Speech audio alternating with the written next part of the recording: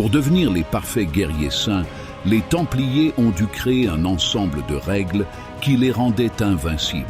Mais ces mêmes règles les ont rendus inhumains et finalement indéfendables. Leur force était littéralement leur faiblesse, un paradoxe encodé dans leurs principes fondateurs. Nous sommes sur le point de découvrir les 5 lois interdites qui ont scellé leur perte.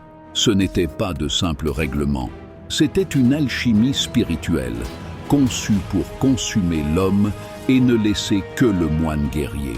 Elles étaient la plus grande force des Templiers et leur secret le plus fatal.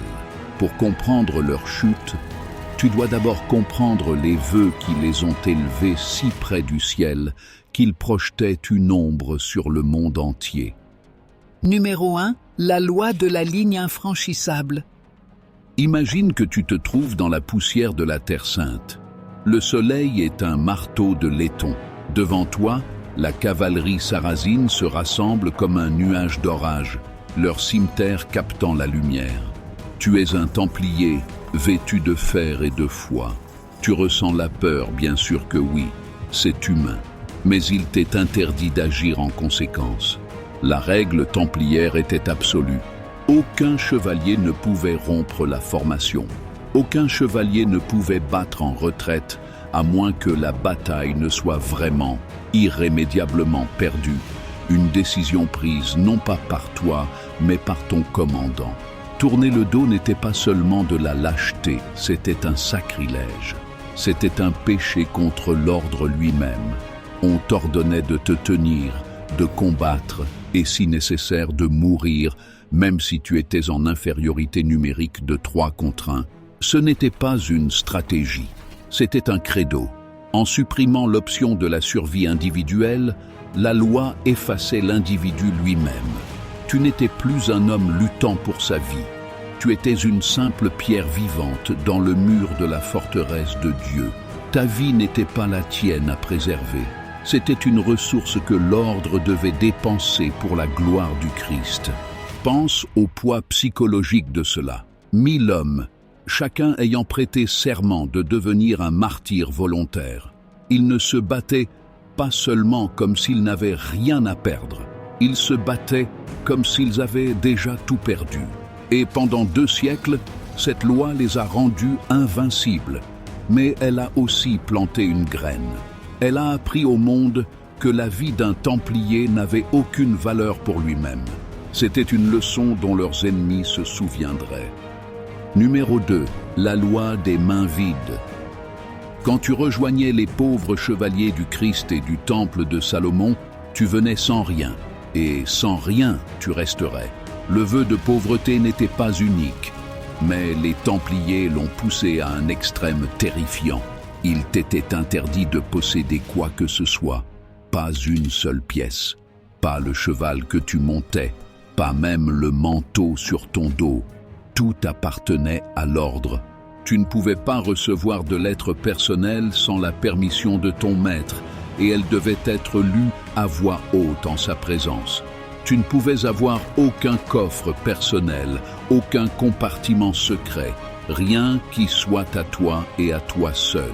L'ego, le sens même du jeu, devait être systématiquement démantelé. Maintenant, juxtapose cela avec la réalité de l'ordre.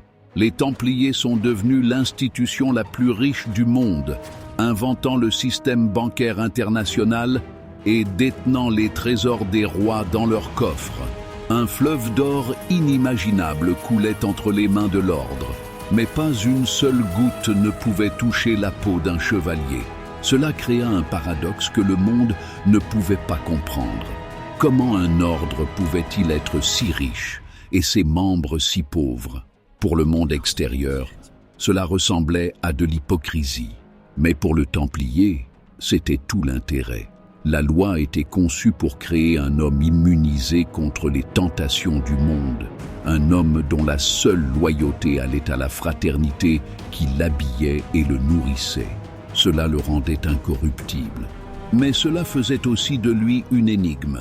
La loi des mains vides remplissait les coffres de l'ordre, mais vidait le chevalier de son humanité aux yeux des autres. Ils ne voyaient pas la piété, mais une ruche étrange et troublante, un collectif qui amassait du pouvoir à des fins que personne ne pouvait vraiment sonder. Le pacte était rompu, et avec lui, la confiance du commun des mortels. Numéro 3. La loi de la rupture. Quand tu prononçais tes vœux, tu faisais plus que promettre ton épée. Tu renonçais à ton sang. Il était interdit à un Templier d'avoir la plupart des formes de contact avec sa famille. Ton père, ta mère, tes frères. Ils étaient désormais des fantômes d'une autre vie. Tu naissais de nouveau dans une nouvelle famille, l'ordre. Et le plus sévère de tout était la séparation d'avec les femmes. Un Templier ne pouvait pas embrasser sa propre mère. Il ne pouvait pas être seul en présence d'une femme. Le manteau blanc de l'ordre était un symbole de pureté absolue, un vœu de chasteté si strict qu'il cherchait à effacer le souvenir même de l'affection terrestre. Il ne s'agissait pas simplement d'éviter la tentation. Les liens de l'amour, de la famille, de la parenté, ce sont les ancres qui lient un homme au monde.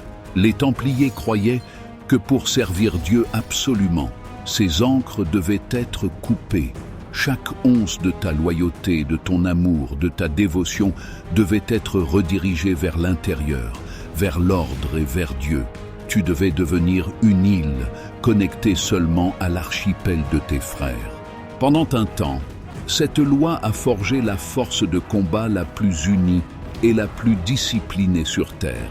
Une fraternité d'hommes qui n'avait rien ni personne d'autre. Mais comment le monde pouvait-il faire confiance à un ordre d'hommes qui avaient abandonné leur propre mère? Cette séparation contre nature a engendré la suspicion. Des rumeurs ont commencé à s'envenimer dans l'obscurité créée par cette loi. Des murmures vicieux sur des rites secrets, sur des liens impies formés en l'absence de liens naturels. La loi de la rupture était censée créer des saints, mais dans l'esprit de leurs ennemis, elle a créé des monstres. Numéro 4. La loi du non-dit. Que se passait-il derrière les portes closes d'une commanderie templière? Personne ne le savait. Et c'était la loi. Les rites d'initiation, les réunions de chapitre où les affaires de l'ordre étaient menées, tout cela était enveloppé d'un serment de secret absolu.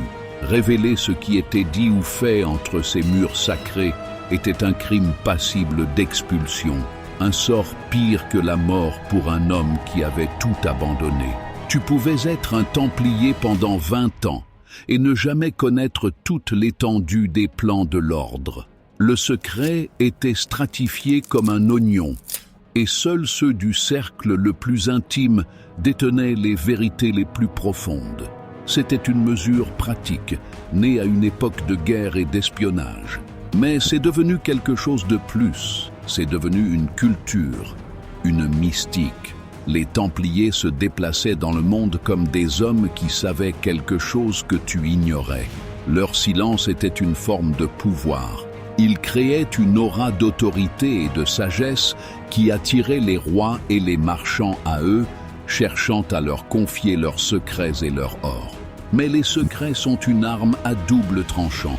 S'ils inspirent le respect, ils engendrent aussi la paranoïa. Le commun des mortels pouvait voir la richesse des Templiers, leur forteresse, leur pouvoir politique. Mais ils ne pouvaient pas voir leur cœur. Ils ne pouvaient pas entendre leurs prières. Ils ne savaient pas ce qu'ils juraient au cœur de la nuit. La loi du non-dit a construit un mur non pas de pierre, mais de silence. Et quand les accusations sont venues, quand les propagandistes du roi ont commencé à dépeindre des tableaux d'hérésie et d'adoration du diable, les Templiers n'avaient aucune défense. Leur long silence avait déjà convaincu le monde qu'ils avaient quelque chose à cacher. Leur plus grand atout politique est devenu leur preuve la plus accablante. Numéro 5. La loi de l'âme sans rançon. C'est la dernière loi, celle qui achève la transformation de l'homme en symbole.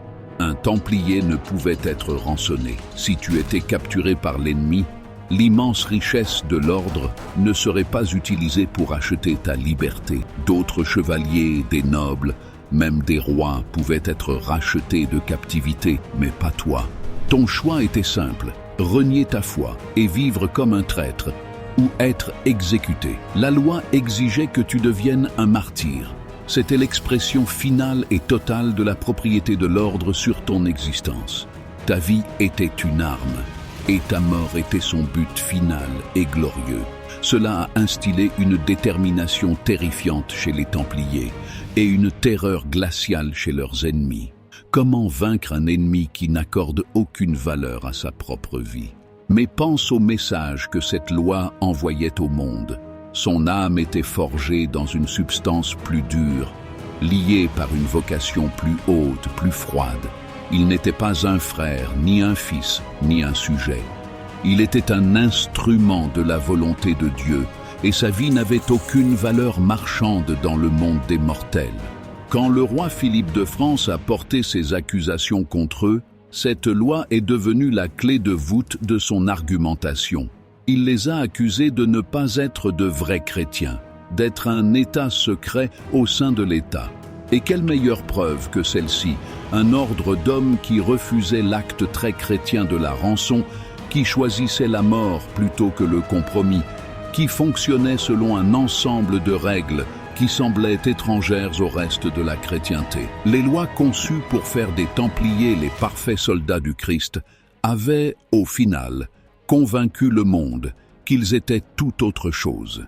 Ils étaient si à part, si étranges, si puissants, qu'ils devaient être détruits. Les lois mêmes qui ont forgé leur volonté de faire sont les mêmes lois qui ont attiré la foudre d'un roi jaloux. Ils n'ont pas été défaits par leurs péchés, mais par leurs vertus, déformées et réfléchies sur eux dans un miroir de foire de peur et de cupidité. Et ainsi l'énigme est résolue. Les Templiers n'ont pas été vaincus par l'or ou les armées. Ils ont été vaincus par une prophétie qu'ils ont écrite pour eux-mêmes. Leurs 5 lois interdites étaient un escalier qu'ils ont construit pour monter vers Dieu. Mais chaque marche les éloignait davantage de l'humanité qu'ils étaient censés protéger. Ils sont devenus un mystère, et l'humanité a toujours craint ce qu'elle ne peut comprendre. Leur histoire est un écho dans l'éternité, un avertissement intemporel que le chemin de la perfection peut mener à un isolement glorieux et terrible, et qu'un mur construit pour tenir le monde à l'écart peut un jour devenir un tombeau.